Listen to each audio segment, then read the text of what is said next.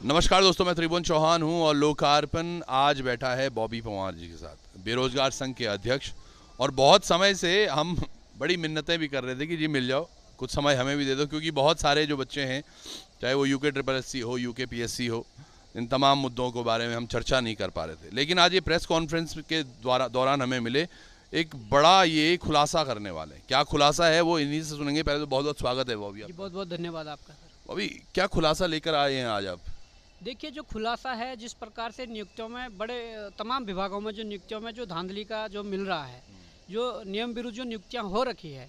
अब आपने देखा होगा, पहले UKSSC का घोटाला था, उसके बाद जो विधानसभा में जो हुआ था, जो नियम विरुद्ध जो हुई थी, उसके बाद अब CM आवास तक ये आंच जा रही है। और यहाँ पर जो हमने चीज़ें रखी है, उसका मुख्यमंत्री ने भी संज्ञान लिया है। तो आपका कहना है कि CM आवास में भी धांधली हो रही है, ये बड़ी एक बात है। CM आवास में धांधली हो रही है, अब किस तरीके की धांधली है वो?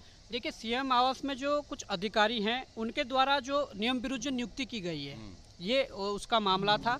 और उस पर मुख्यमंत्री ने संज्ञान लेकर उन पर जांच के आदेश दिए हैं और जो नियम विरुद्ध जो नियुक्ति हुई थी उसको हटाने के निर्देश दिए हैं। अच्छा, अभी आदेश हो गए हैं, लेकिन क्या था मामला, क्या था? देखिए, मामला ये था कि यहाँ पर जो जनजाति कल्याण बोर्ड है, वहाँ पर जो समन्वयक के पद पर जो नियुक्ति हुई है, वहाँ पर समन्वयक के पद पर नियुक्ति जो CM के जो जॉइंट सेक्रेटरी है, उनके माध्यम से वो करवाई गई थी।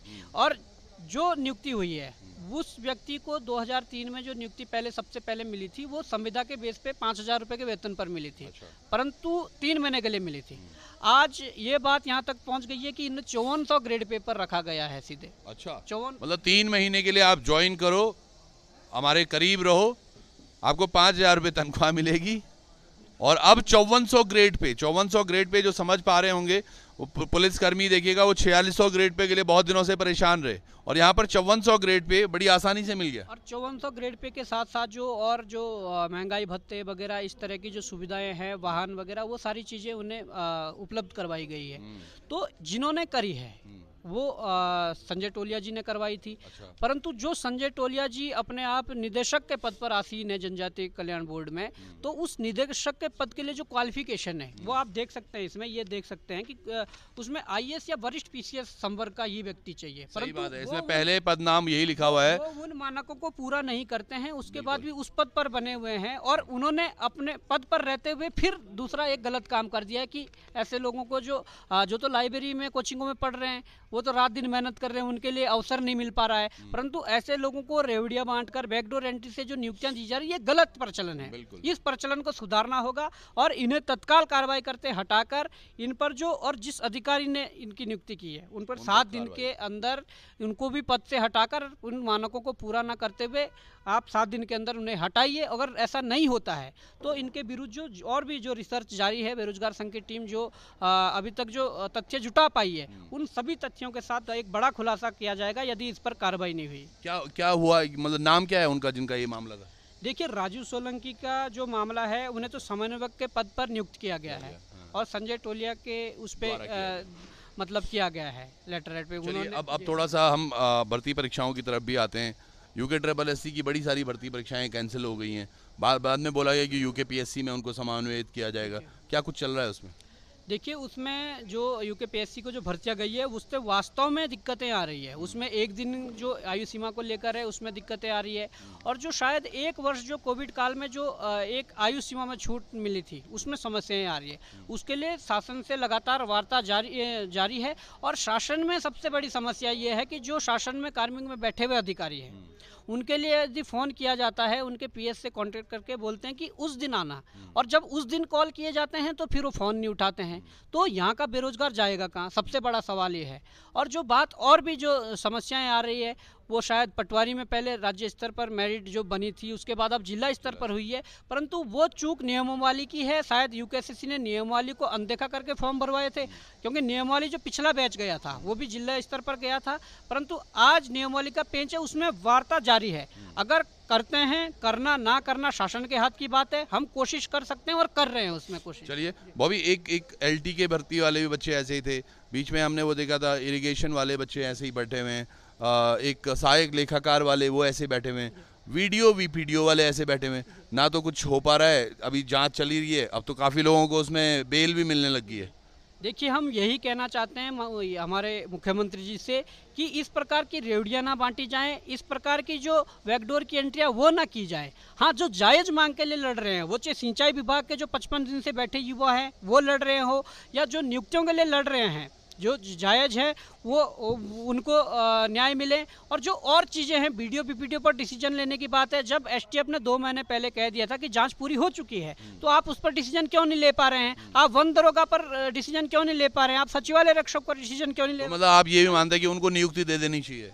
नहीं, देखिए, नियुक्ति का जो मसला है अभी जांच का विषय, और एसआईटी रिपोर्ट क्या कहती है, यहाँ पर अलग अलग मामले हैं। नकल का प्रकरण अलग है और पेपर लीक का प्रकरण अलग है। पेपर लीक में अभी 4 दिन पहले 12 तारीख को राजस्थान में वन रक्षक का पेपर हुआ था।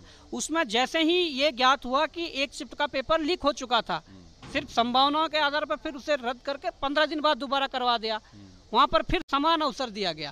यहाँ पर मुझे लगता है, जहाँ तक की जो जांच रिपोर्ट है और उसमें तीनों शिफ्टों के पेपर यदि वीडियो पीपीटी की मैं बात करूँ लीक हुए हैं, तो मुझे लगता है कि कोई भी ऐसी मशीन नहीं बनी है कि जिससे, क्योंकि ये साबित हो चुका है कि वेटिंग में भी ऐसे लोग रुके हुए हैं जिन्होंने पेपर पढ़ा था, परंतु ऐसे नंबर नहीं ला पाए कि मेरिट में आ जाएं। अच्छा। परंतु हाँ, अब अगर वेटिंग जारी होती है तो वो जरूर स्थान अपना बना पाएंगे। तो ये चीज़ें जो अव्यवस्थित हुई है, इसके लिए सरकार को जल्दी डिसीजन लेना पड़ेगा। और उसके उपरांत जो 8 भर्तियां हैं, हम 3 रोज पहले ही आयोग गए थे और हमने कहा इन भर्तियों की जांच में तेजी लाई जाए, और जांच के उपरांत जो भी जांच में होगा उसके उपरांत उस पर भी निर्णय लिया जाए। एक और चीज जनजातीय कल्याण से भी रिलेटेड है, वो अब के जो आपके UKSSC के सचिव हैं या डायरेक्टर हैं, अध्यक्ष हैं, वो कैसे हैं? पूर्व के भांति आपको कितना लगा अंतर? कुछ अंतर लगा?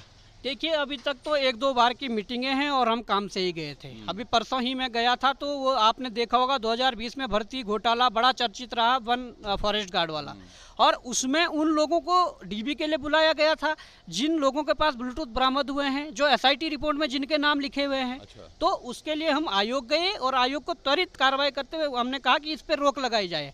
आयोग ने संज्ञान लिया और उन पर अभी फिलहाल रोक लगाई गई है।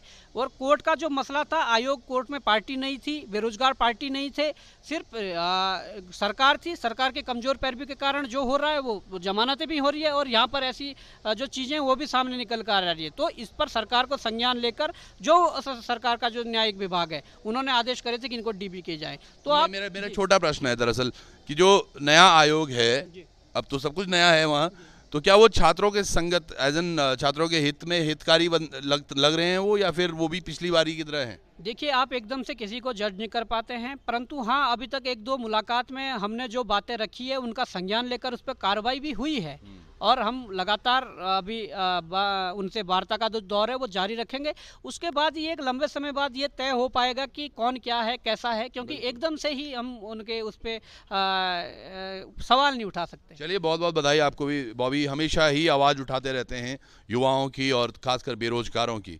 तो बेरोजगार वो तमाम लोग जरूर हैं जो आज नौकरी नहीं पाए हैं, तो मुझे लगता है सबको आपको साथ में लेकर चलना चाहिए। नहीं, बिल्कुल साथ में लेकर चलेंगे, यही कोशिश है कि साथ में लेकर चलेंगे। देखिए, मुद्दा भ्रष्टाचार से जुड़ा होगा, तो जब नई सड़क बनती है, जब तो उसको पहले तोड़ा जाता है, गड्ढे होते हैं, तो उस समय बहुत सी दिक्कतें सबको आती है। तो परंतु जब वो गड्ढे भर जाते हैं और एक नई सड़क जो बन जाती है पूरा करके, तो एक मतलब सुखदाई सबके लिए होता है। तो सभी है, कई लोगों को समस्याएं भी आएंगी, अगर ये भ्रष्टाचार की सफाई की बात है तो समस्याएं भी आएगी, तो उन लोगों को भी थोड़ा दूरगामी सोच रखकर सोचना होगा, या व्यक्तिगत स्वार्थ से ऊपर उठकर सोचना होगा कि प्रदेश हित के लिए क्या बेहतर हो सकता है। बिल्कुल, प्रदेश हित के लिए क्या बेहतर है, यही लोकार्पण की भी हमेशा इच्छा रहती है। और बॉबी हों या उनके साथी सहयोगी, जो भी युवा भ्रष्टाचार के विरुद्ध है, हम उनके साथ हैं। और बहुत बहुत धन्यवाद बॉबी, आपने समय दिया। बहुत बहुत धन्यवाद सर। तो चलिए, आप भी जुड़े रहिएगा। 7 दिन का समय बॉबी ने यहाँ पर जरूर दिया है कि मुख्यमंत्री आवास में जो भर्ती घोटाला हुआ है या जो फर्जीपना हुआ है, उस पर जल्द से जल्द संज्ञान लिया जाए। तो जुड़े रहिएगा लोकार्पण पर। बहुत बहुत धन्यवाद आपका। नमस्कार।